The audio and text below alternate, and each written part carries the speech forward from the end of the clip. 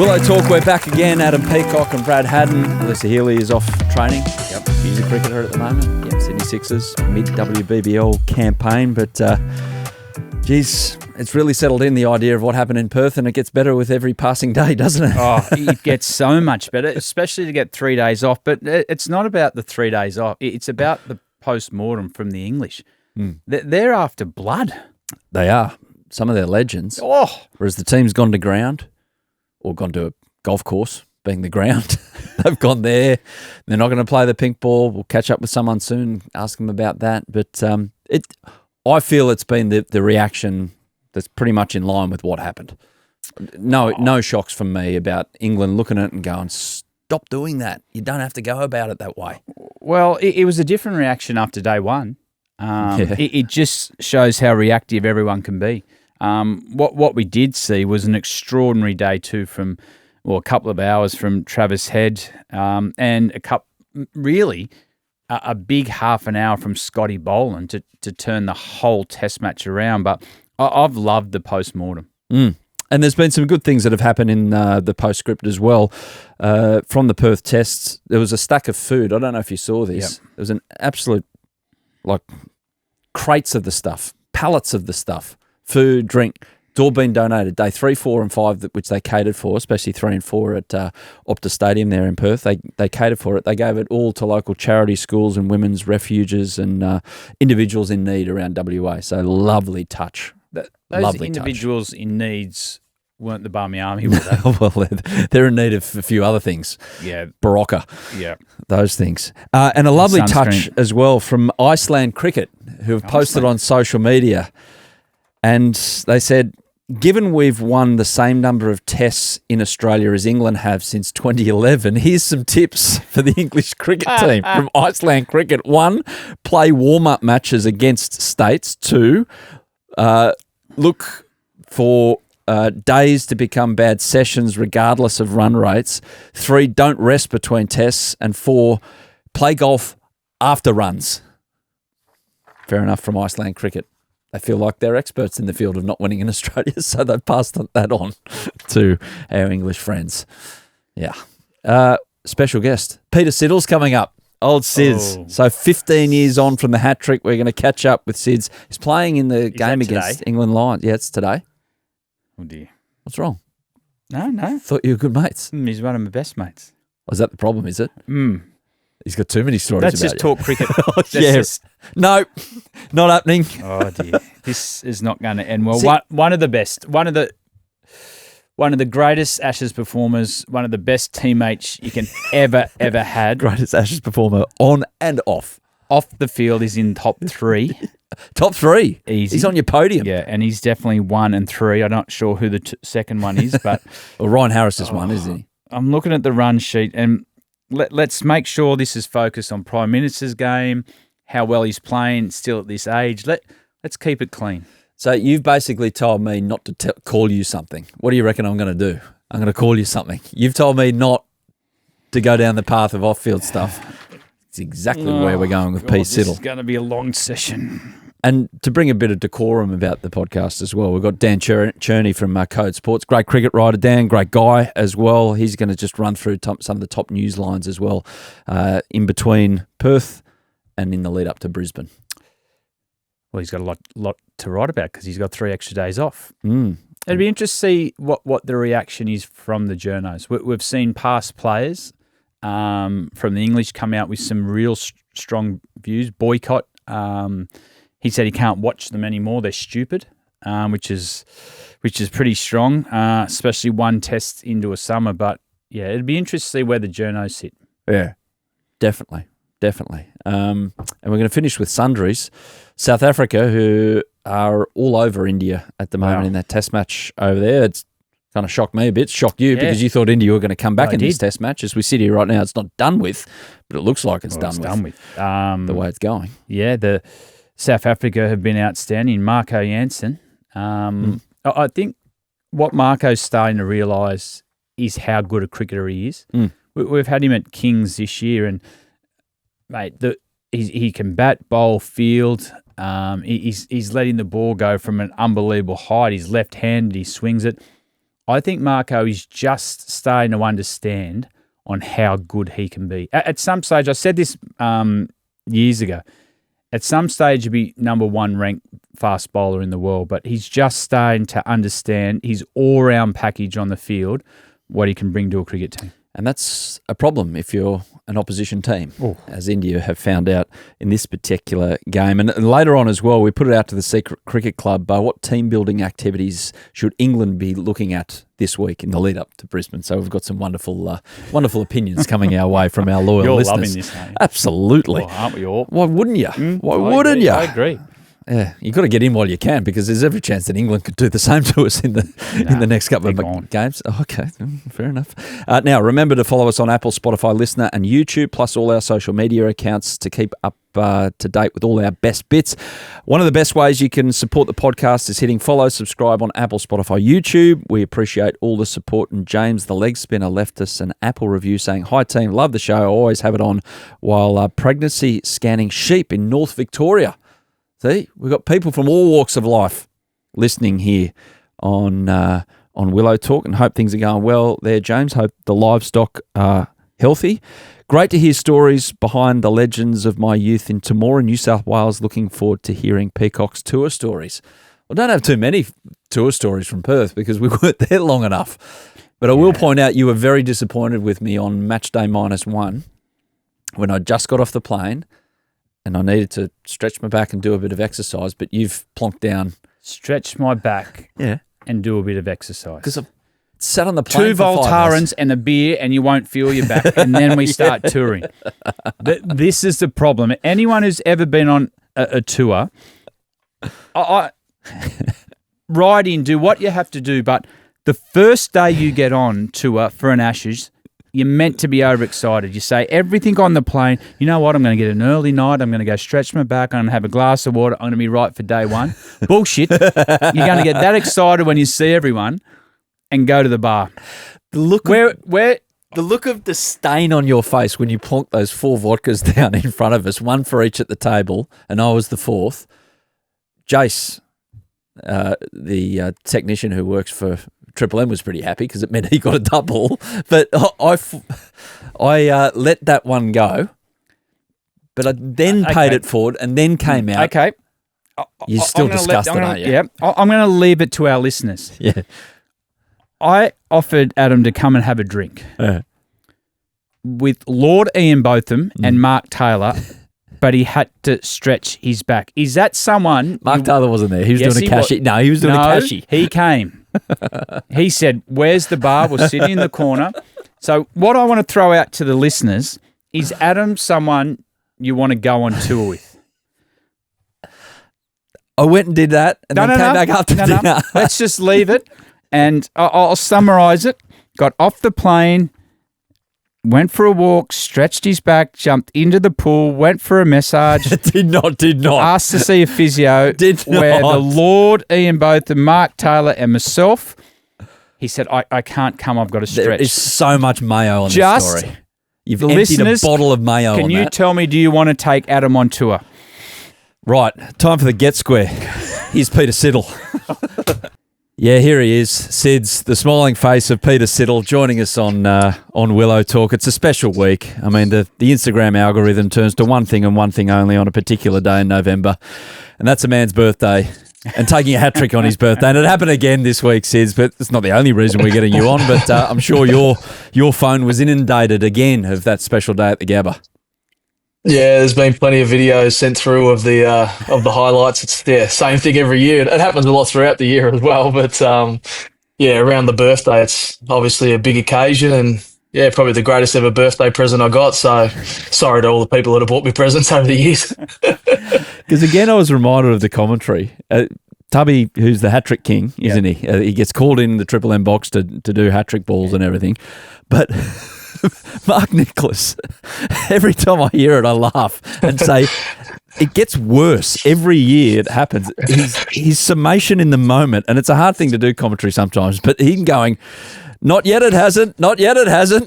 I tell you what, the commentating that they're lucky they didn't turn up is the stump mics when you got Pryor and Broad. Yeah. What was said behind the stumps on the way to the celebration. Oh, yeah? That would have been the best commentary. From you or Sid's? It was a helping hand to tell the batter which way they had to get off. Exactly. Well, that's the thing. We need to sack Mark Nicholas. We need to. He needs to be dubbed out. Future highlights of that. He needs to be dubbed out, never to be heard again, I reckon. Did you enjoy that night, Hads and Sids, when you walked off? Mate, I enjoyed the moment when it was Stuart Broad that was a hat-trick ball, but it was hard not to go past when you got rid of Pryor. Yeah. Because he walked out, there's a bit said, and I tell you what, turn everything off in the commentary and just listen to that stump mic. That's the only commentary you need. We had some good run-ins, that's for sure. So, yeah, he always copped it. More so, probably, I thought I gave it to him a lot, but yeah, the man sitting next to you there, Hads, he loved giving it to him. The other thing I'm looking this week, Sid, you've dominated Ashes cricket. You played for. Why are you playing this PM's game? Surely you don't have to bat.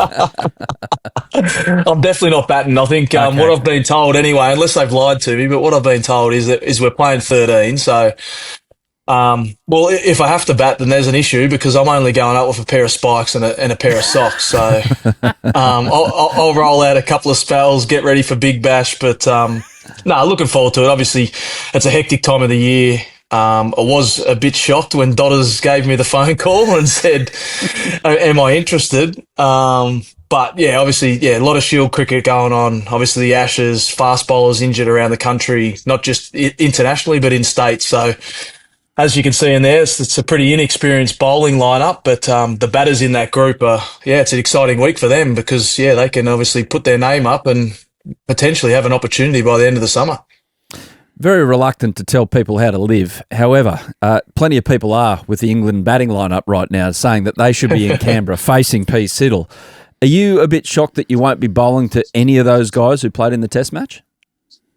Oh, it's probably for their safety, I would have thought. I think they know how fast I've been bowling. I'm back to my best. So they didn't want to venture down to Canberra. But I think as Hads knows, obviously, there's two sides to it. One, the conditions are going to be totally different. So you can see that side of things that the Gabba is going to bounce a hell of a lot more than the Manuka wicket does. But there's the other thinking as well that only half that side I think has ever played a pink ball game. So the potential to see some bowling, face some pink balls out in the middle under lights, experience that. I am shocked that a few batters haven't ventured down to get a feel for it, just see what it's like. Crawley hasn't spent much time in the middle at all, so would have been a great opportunity to maybe spend another couple of overs out there before I got him out. But who knows? Sid, I know you would have been proud of the Doggett and Stark, the way they bowled, especially Starkey with that new ball. But, mate, Scotty Boland, the way they played him in the first innings, I thought England did a really, really good job. But it showed the class of the man, the way he fought back, changed his line. And what about that spell to turn the game in that first test? Yeah, I think there's always going to be a little bit of pressure on him. Obviously, his record in Australia is unbelievable. We know that. But we did see over in England that they had a set plan to him and they're going to hit him off his length, which, worked in England against him for most part. And then again in the first innings. But Scotty just kept doing his thing. And I think, it showed in the second innings how dangerous he can be, what an asset he is in that lineup when he gets his opportunity. And I think, they're definitely going to be second guessing their plans against him going forward because, it's all good and well just to go, we'll try and take him on and it works every so often. But, he broke that game apart and turned it on its head and got us in a position then for the rest of the boys to do the job and finish it off. Yeah, Mitch Stark was obviously dynamic in that game.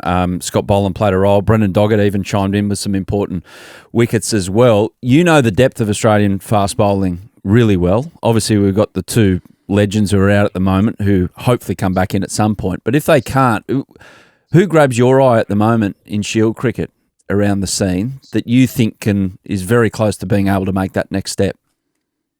Yeah, I think, like you said, it was great to see Doggy get his opportunity after a long time being around the squad. But, Ness has been in there around the group in the past. And again, for this first and second test with the other guys out. But the one I've liked a lot, and he's played a fair bit of white ball cricket now for Australia, is Xavier Bartlett from Queensland. I think he had another good game against Victoria this week. He mightn't have the speed of some of the other guys, but I think he showed now the control that he's got in the similar mould to probably Ness, in a way that, he can hold a good length, build pressure. He seems to take big wickets, and also very handy with the bat. So he's one that's always impressed me. It'd be good to see like him thereabouts. I know Jai Richardson got through some overs over in Perth this week in the CA11. He's one that we've seen and we know what he can do at his best. So there are obviously two that stand out. And then, you got my little Victorian teammate Ferg. He's had a great start to his career and a great last couple of years. So I think there's enough there. Like we said, the big dogs can still come back. So excited for them to play a role at some stage. Sid, there's been a big focus of pace from this England team. They're traditionally their two best bowlers in history are Broad and Anderson, who get the ball up, swing it. They use their skills off the surface. And there's a lot of talk about Wood and Archer. And let's be honest, they were good in the first innings. But I tell you what, you don't win a test match with just one bowling innings. I think it's a big risk taking those two into a test match, seeing how quickly they dropped off after only 2 days of cricket. Yeah, massive. I think that was probably the shock when they put that squad together and sent it out here, is that, I think I don't know if they've looked at the conditions over the last couple of summers and what the wickets have been like and how the people have got wickets here, even in state cricket. So, all out pace. It can work, as we saw in the first innings. It was great to watch as a spectator these days, seeing the fast bowling like that. It was amazing. But if they're going to bat the way they're going to bat, I know as a fast bowler, I want rest. I want to put my feet up and have at least a night. You get a night into your legs. I'll come charging back in the next day. And if you want them to bowl extreme gas all the time, they're going to have time off their feet. And 30 overs ain't going to cut it. So that's probably going to be their catch.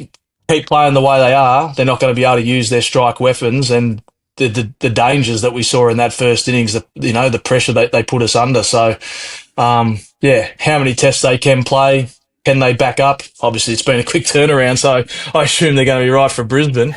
But for the remainder of the series, are they going to be able to hold up? And, I don't think they can. Says we've got Stuart Broad on next week on Willow Talk. Hopefully, I don't know if he'll still front up given what happened in Perth, but I'm sure he will.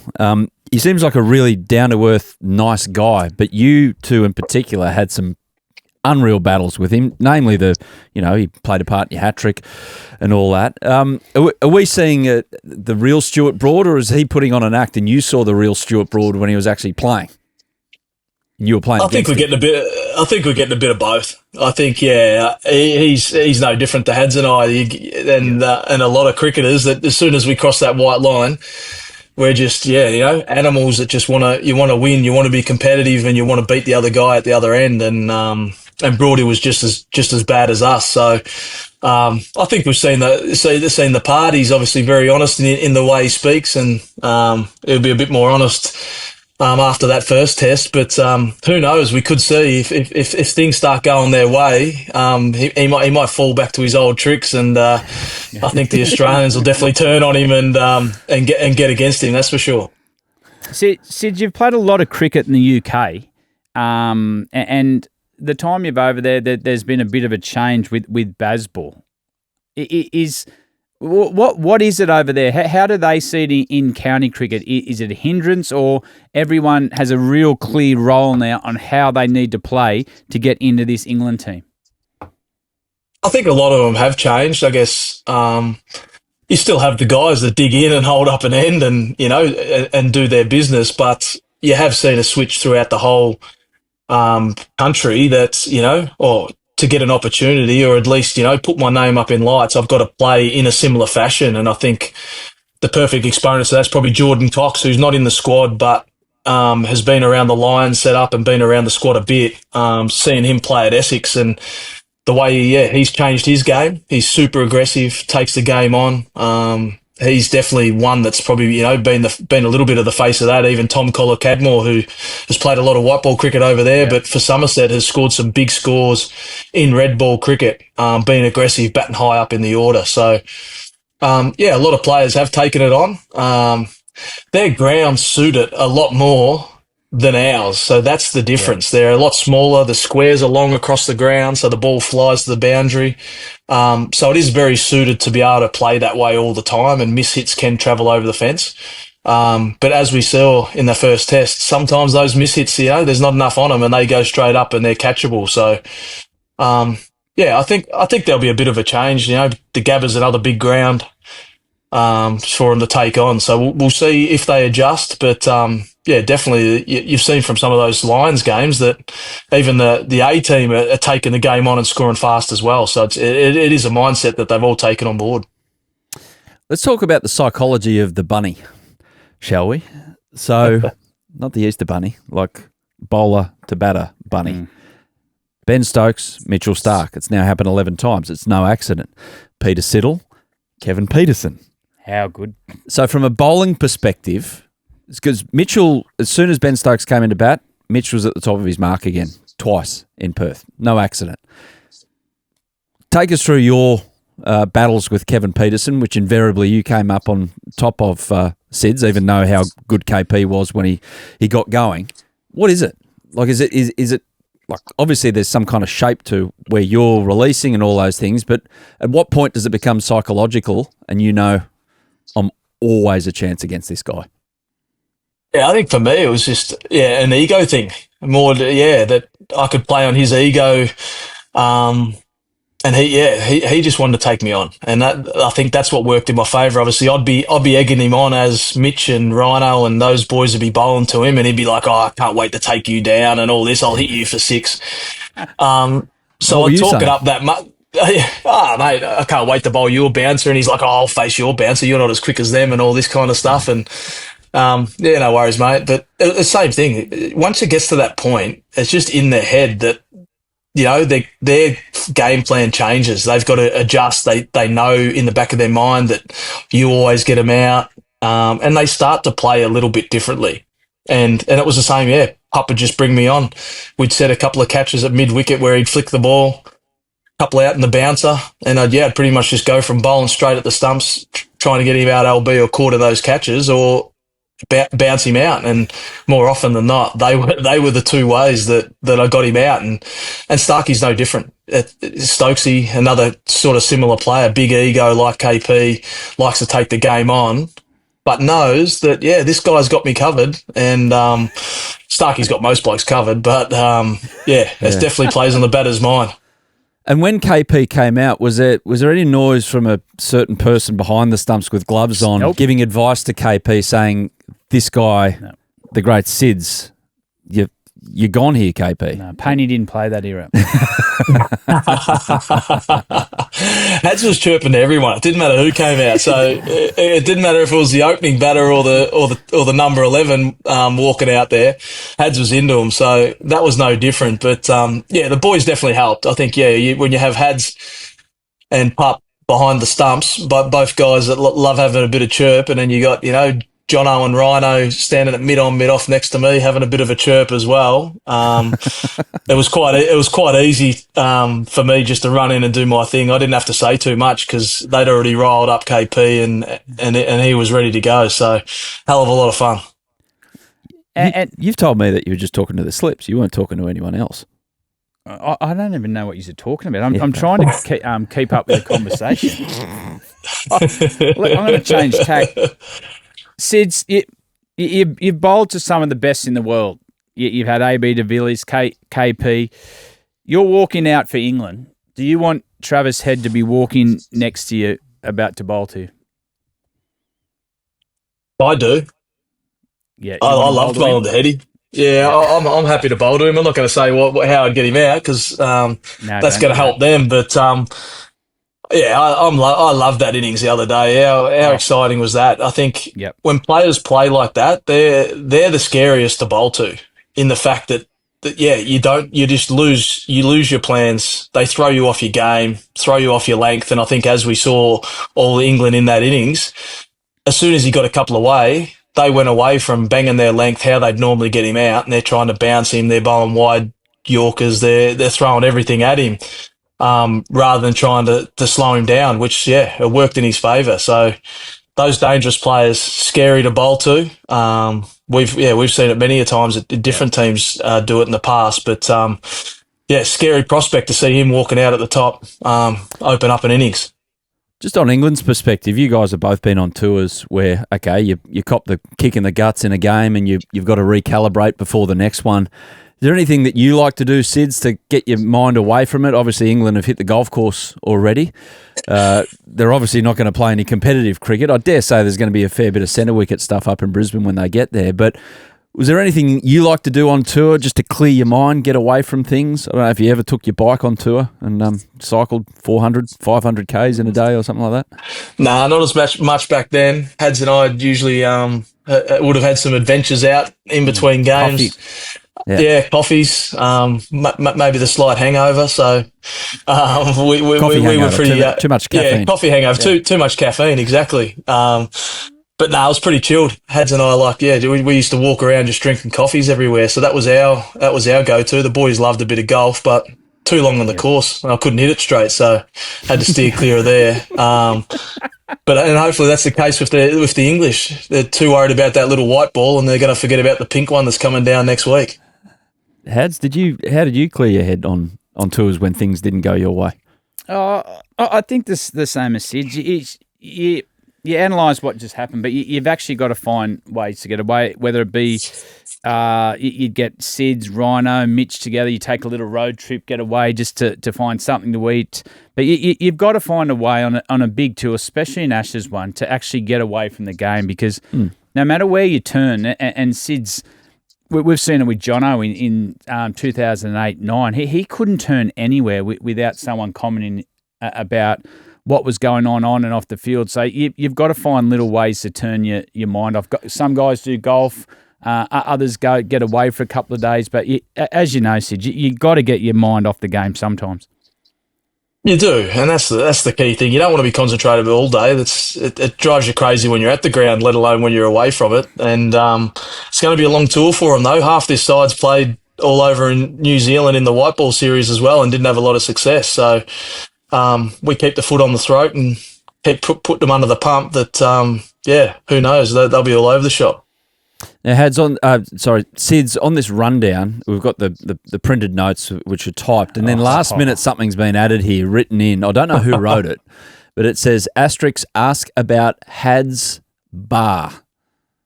That's Leeds. It's definitely going to be Leeds, that. That's definitely Leeds. So you can take this wherever you want, because I don't know this story. I don't know. That's a great test win.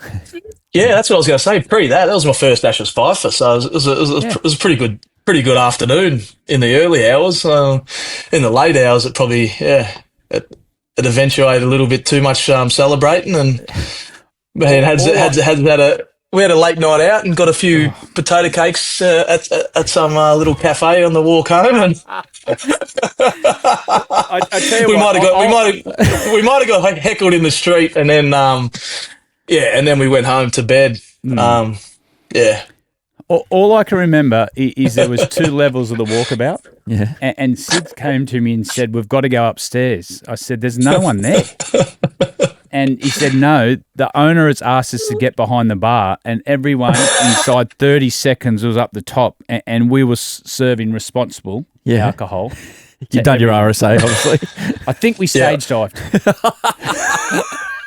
We went up there, the owner offered us upstairs, and we said, "Oh, yep, no worries." So we get upstairs, and then I said, I look around, and the owner's walking back downstairs. I said, "Excuse me, mate." I said, "Who's going to serve us?" And he's like, "Just look after yourselves." So, so Hads and I, like you did, we were over that bar quick smart and put our service skills to good use. But it turned into a pretty late night and an early morning, and Hads and I may be wrestling in the lift and waking everyone up on the way home. So we got a little slap on the wrist the next day. I think we woke up a few unhappy guests in the hotel, but the captain the captain wasn't happy. Yeah, should have been out. He wasn't happy, man. Yeah, he was out, but he was. He was just home in bed by the time we got back. Yeah, he saved the late nights for later in life. Anyway, Sids, anything else to add before we let you go? I think we've covered some territory there. Great week for you. Good times ahead. Playing against England again, so no doubt something will click inside you, won't it? That is like top of your mark and say, hang on a minute, I'm playing against the English again. Let's go. Oh, it'll be go. I think it's pretty exciting and it's good preparation for me, getting ready for Big Bash and and I don't have to bat, so I can bowl as many bounces as I want and not have to worry about them returning the favour in the batting innings. So, but no, looking forward to it. I think for me, great prep for Big Bash, get a few overs out and get ready to go. But a chance to take a few more English scalps would be great. Sids, when you've finished your silly campaign of still trying to play white ball, red ball, cricket, pink ball, whatever it is, I think you should send your CV to higher management because some of the stories that you've got locked away in your head have got Triple M all over it. Mm-hmm. And we need to get them out. We do. I think, once I've done playing, I'm definitely a few more opportunities to have a little laugh. Especially if I'm sitting next to you, Had. Whoa. Well, you encouraged We'll save that for a later date. Yeah. I feel like we only got 5%. There was more. You didn't get that much. There was more alcohol in the volume of the beers you were drinking that night in Leeds than the ability for us to extract the actual truth of that night. I tell you one funny one, and I'll only half get into it. Is we finished a test match. I went to, I think it was Haydos's last, and we had the slushy machine in there. You had kids running around. The kids loved playing with Sids. Yeah. And the kids were running over to the slushy machine and Sids took off mid-conversation. We all thought, you flipping rude prick, what are you doing? He said, kids, you can't drink the slushy. Everyone's looking at the kids going, Sids, they can drink the slushy. He goes, there's 2 bottles of Belvedere in that. My kids have never slept better. Yeah. You're a good man, The kids Sids. had a great sleep. Sids, thanks so much for joining us, mate. Good luck in Canberra, and we'll catch over summer, no doubt. Definitely. Cheers, guys. Always fun. Go well, Sids. Welcome back to Willow Talk from the drinks break. And, man, this guy's so busy. He's actually, in the lead up to this interview, he's tapping away on his laptop because he's just got to get more words out for people to read about the great game of cricket and in the lead up to the second test. Dan Cherny from Code Sports. Dan, good to see you, mate. How's things at Code? Oh, good. Never the same since you left, mate, but pleasure to be with you. Yeah. Mate, I hear you typing away. What are you typing there? Have you got any information? Is Uzzy in? Is Uzzy out? What's going on? You normally have the Not directly related to that story. It was just following up for another story I'm chasing today. Just responding to a text, but we'll have to wait and see if that gets up. Well, we'll answer mine. Do I have to text you? Hey, with Uzzy, I don't know if you journos how deep you go into your research in the lead up to the next test. Have you checked the tee sheets at his local club this week about how he's going? What's the fallout from this story? Because it did feel like, from an Australian perspective, about things that went right, obvious. The big question going into the next test is what to do with Usman. Yeah, for sure. Look, I dare say Usman won't be playing any golf before the second test. And in fact, I'm 99% sure that's the case. Look, I'm not one that bought in too much to the sort of hullabaloo about him playing golf ahead of the first test. He's done this for a long time.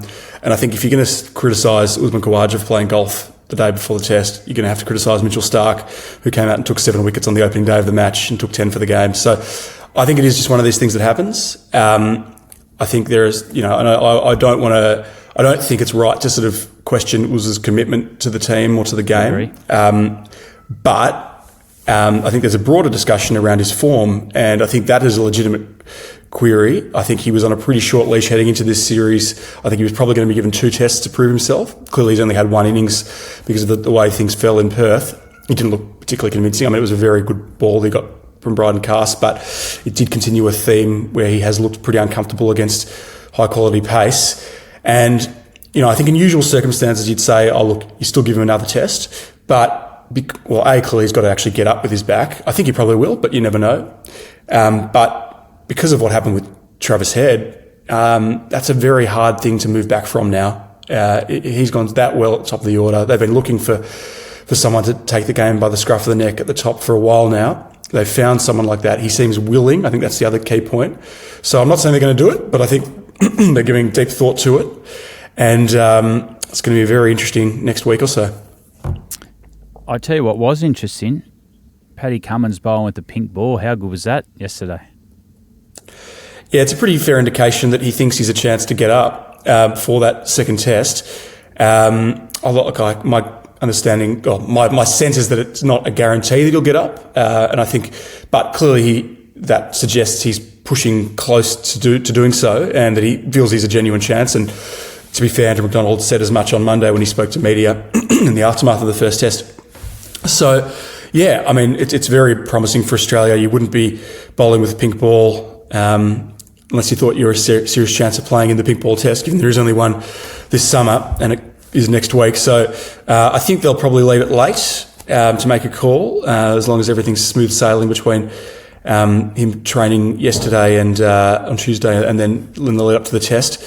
That's a pretty ominous sign for England that he's getting close to playing, given that, and I think this was the prevailing sense from the first test. I think this was England's best chance and they blew it. So I'm not saying they're done, but it's a long way back from 1-0 down when you don't hold the Ashes. All right, they're done. It's all over. How good. Hey, Dan, I took my lead from the king of the smoke bomb sitting next to me, Brad Haddin, who, as soon as the test was over, it's like, right, how do I get on the red eye? I love being home. And I went, yeah, that's a good idea. So I got on the red eye too. Wasn't around on Sunday or Monday in Perth. Did you catch up with any of your English journo mates, anyone from around the team, about their perspective about what the hell happened? And give us a bit of an indication of what those English journos were like in the immediate aftermath of Saturday afternoon in Perth. Drunk. No, look, I think everyone was a bit shocked by the way how quickly it finished. I think the Australian journos were. I mean, I remember having conversations that when you guys were there, I was trying to think, what was it, about around 2 p.m.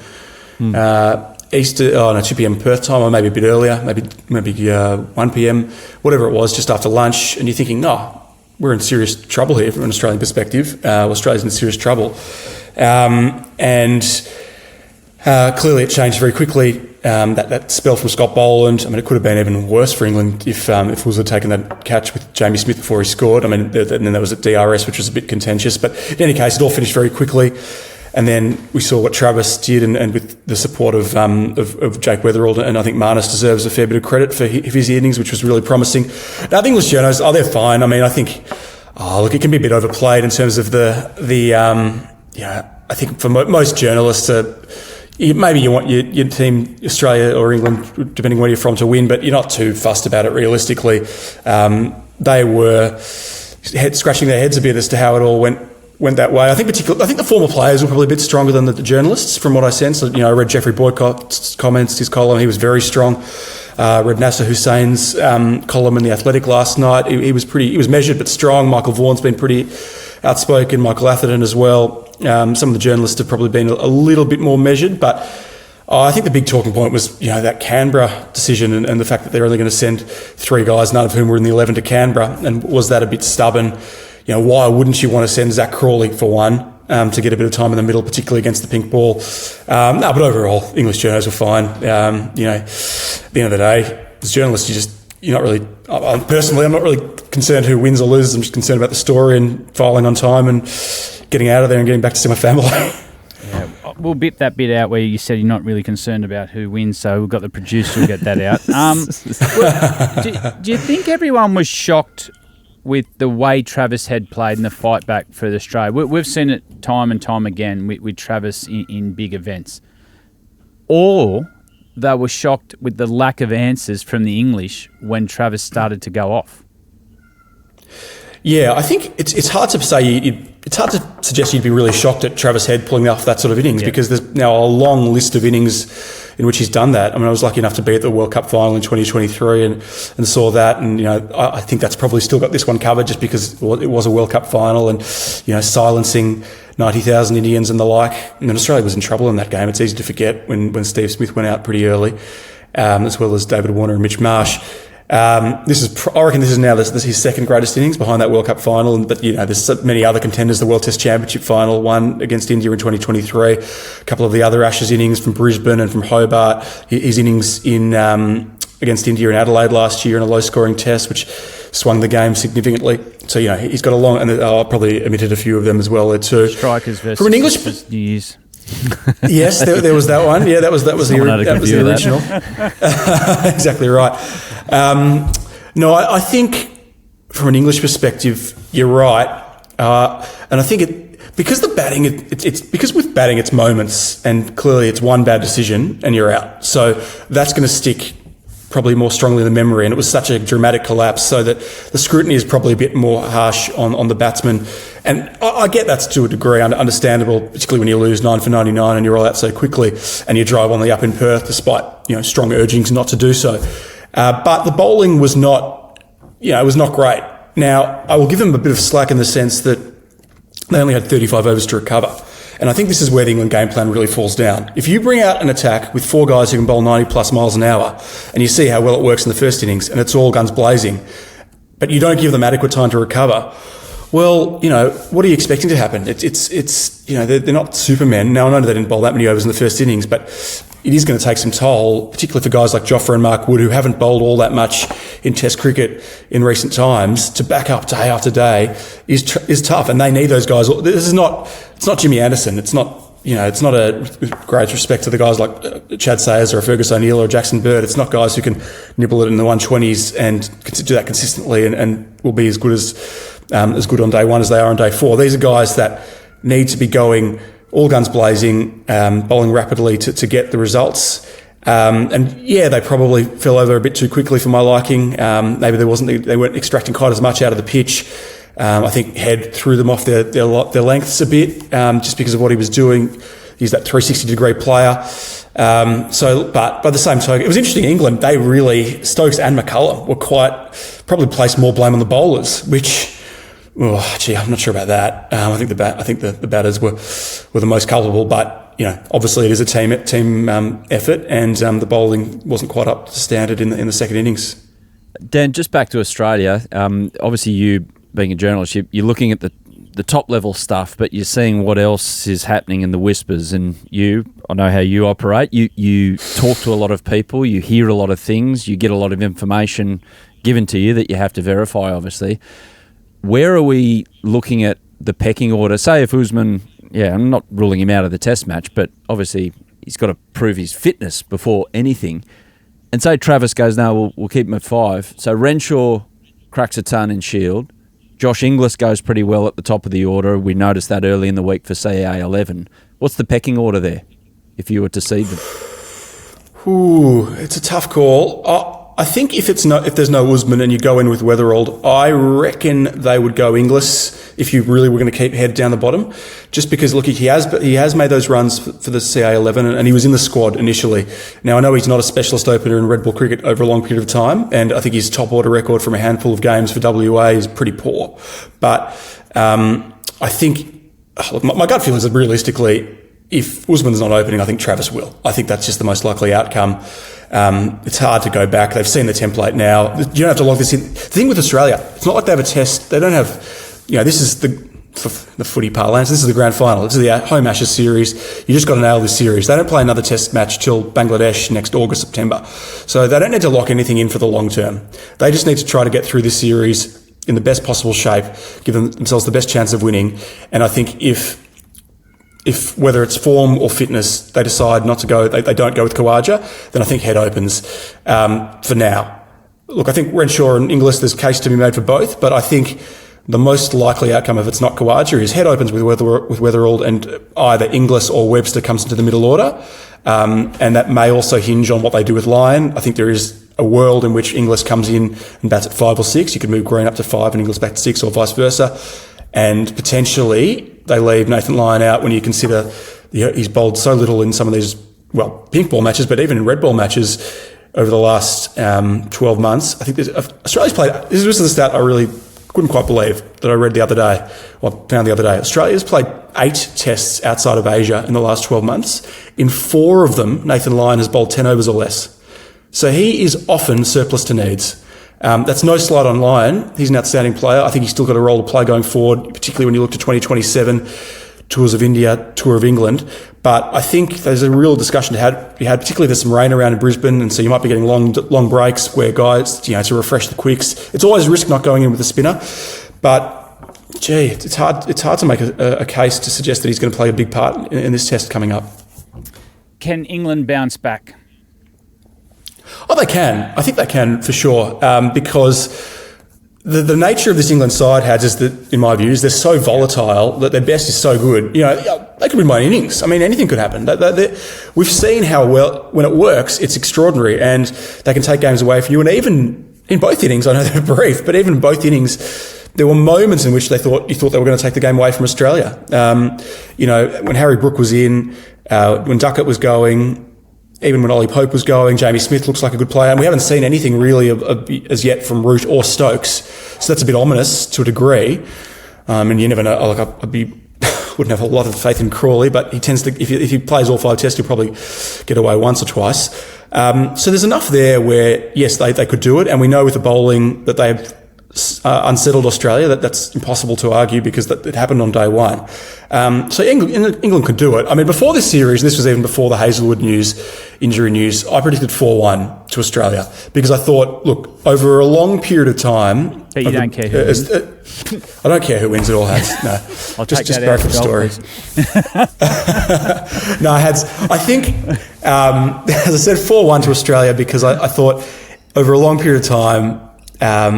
over 5 tests, more often than not, England aren't going to be able to handle Australia's quicks. They're going to nick off regularly.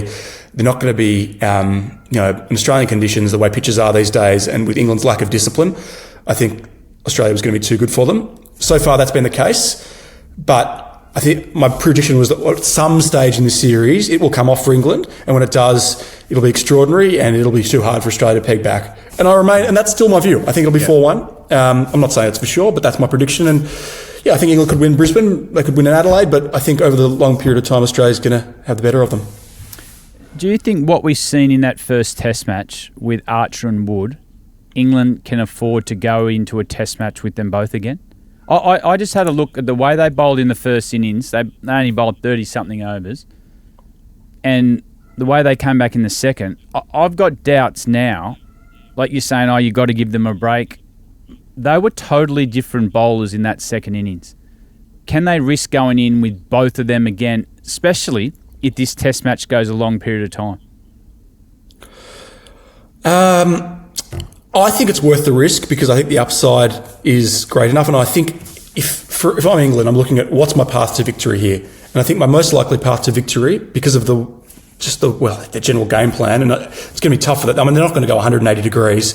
They may tinker, they may, refine it slightly, as we've probably seen at times, but it's not like they're going to suddenly start going at batting at 2.5 and over. That's just not going to happen.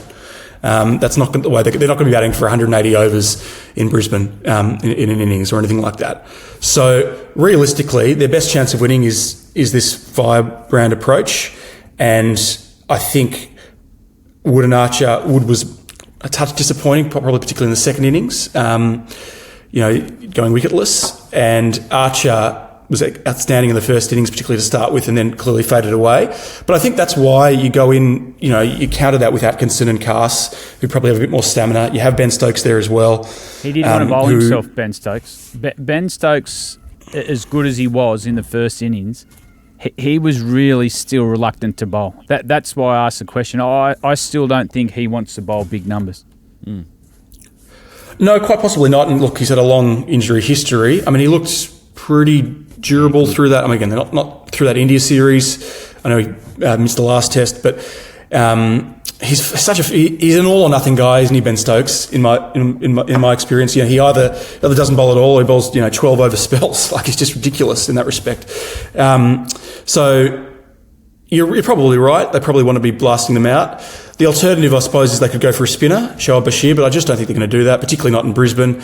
Or you could go for a tongue or a Potts. Not beyond the realms. Potts is the more sort of conventional English style seamer, not as quick, nips it around a bit. Tongue's pretty quick himself, so he's probably more along the other four that they had in the first test. So it's clearly a risk when you go in with guys who are injury prone and aren't known for their endurance and bowling long spells. But I still think it's the best path to victory. So if I were them, I would do it. Yeah. Well, Dan, I look forward to the path to Brisbane and reading your stuff in Code Sports, and we'll see you up there, mate. And if we've got time, if it's not over in 48 hours, we'll catch up for a beer as well. Looking forward to it, guys. Thanks for having me on. And Daniel, I'll make sure you're not misquoted, and I'll take that out of the audio. That you doesn't care who wins. So I'm just going to give you a heads up that I'm going to take that out. Yeah, exactly. Thanks, Hats. Good man is Dan. Dan Cherny there from Code Sports, and I did venture in because the media centre is right next to where all the radio booths are, where the TV studios are.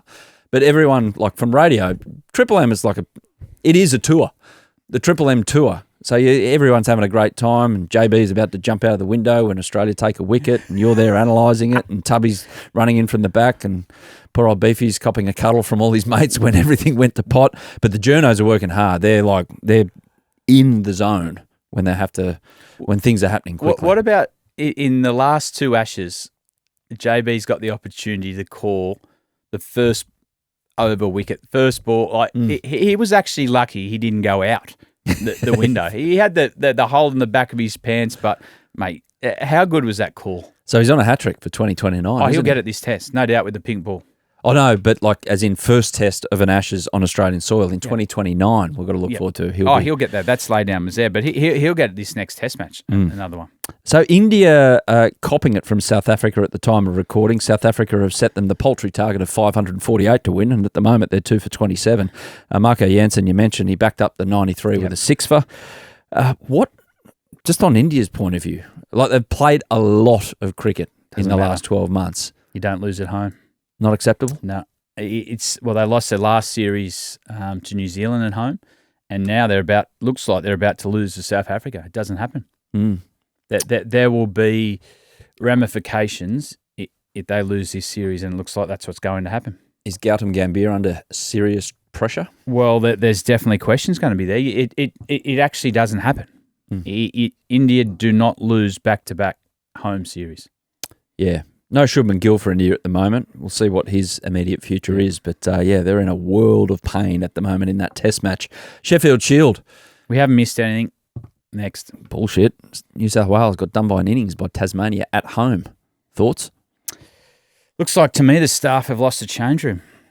That's what it looked like watching some of that. I know Phil Jakes, who's had a very distinguished New South Wales career. He's coached New South Wales. He had some strong words, but at stages for that game, it looked like they didn't try. I'm okay with losing games, but on that surface, that's unacceptable. This has been coming for some time. I don't know what happens at the end of this. I think there's going to have to be some serious conversations around where New South Wales cricket is at. Let's see in the coming weeks. But, to me, it looked like the players didn't try. I've said it for a while that I keep on finding New South Wales cricketers that are going to other states and improving. Which can happen because, they might not be good enough for another environment. They need that resilience to bounce back, and then they find another life. Jason Sanger, for instance, Nathan McAndrew, guys like that. Yeah. I can't argue, and I'll try in the past, but I don't know. Is it the playing group? To me, it looks like the playing group are bored. There's some talented cricketers there that look like they want to be let off the leash and learn a bit about the game. Is it the coaching staff? Is it the people higher above them have created an environment that it looks like no one wants to be there? But time will tell. They've got to find a way to get out of it. Good win for Queensland at home by 7 wickets. They lost a couple in their chase, but they only needed 32 to win it, and they got for 3 for 32 to beat Victoria, because they bowled Victoria out for 143 in that second innings, which was very impressive stuff, in particular from Xavier Bartlett, who Sid's mentioned earlier, and Gurinder Sandhu, another New South Wales cricketer, go elsewhere, but 5 for big Gurinder, and Xavier bowling beautifully with the pink ball. Don't know if you saw the deck up there. It had a tinge of green, but it looked to be playing pretty true. Good surface, but what you need is you need your depth players playing well, and Xavier Bartlett, we need him up and going.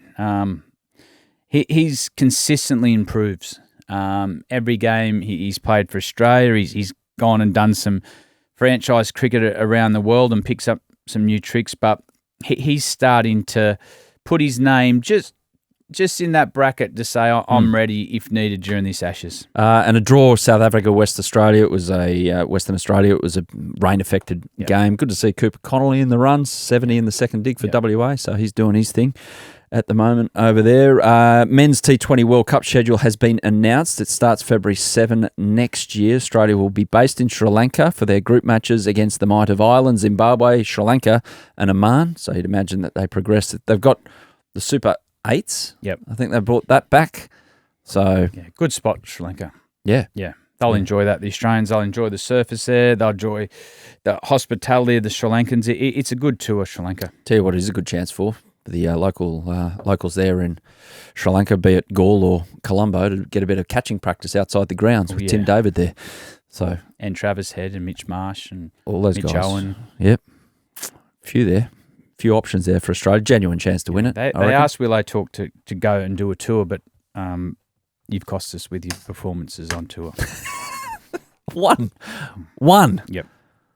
Well, no chance for redemption. I think you've got to come back a long way.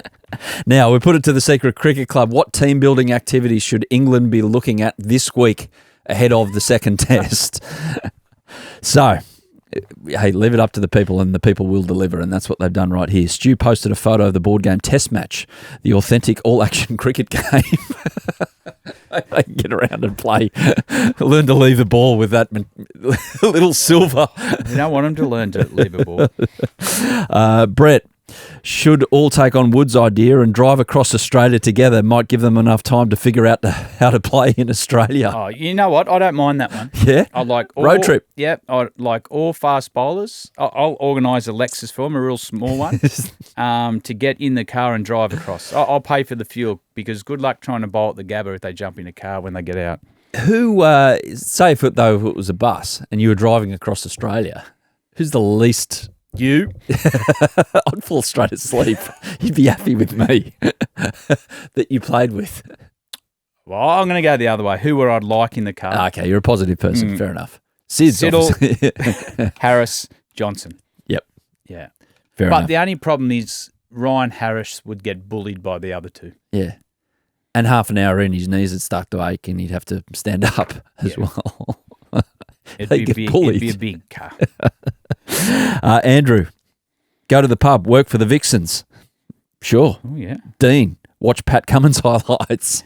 Don't know if they're going to go down that path somehow. I tell you what, if I wouldn't want to watch the news of Paddy's highlights, because he looked sharp at New South Wales Central the other day with the pink ball in his hand. Few rungs of the ladder yet to climb for Paddy, though, before he actually plays in Brisbane, but it's looking okay at this stage. I reckon the good thing, and Andrew McDonald said it, that he's definitely going to be in the conversation.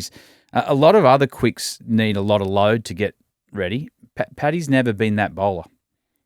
I've heard Paddy at games, like in the IPL, he'll just come out and bowl a couple, like literally roll the ball arm over twice, and he plays. Yeah, so he's not someone that needs a lot of bowling and a lot of volume. And the other good thing about it as well is it's not the first time he's been through this situation. So he's going to know better than anyone if he's right to go.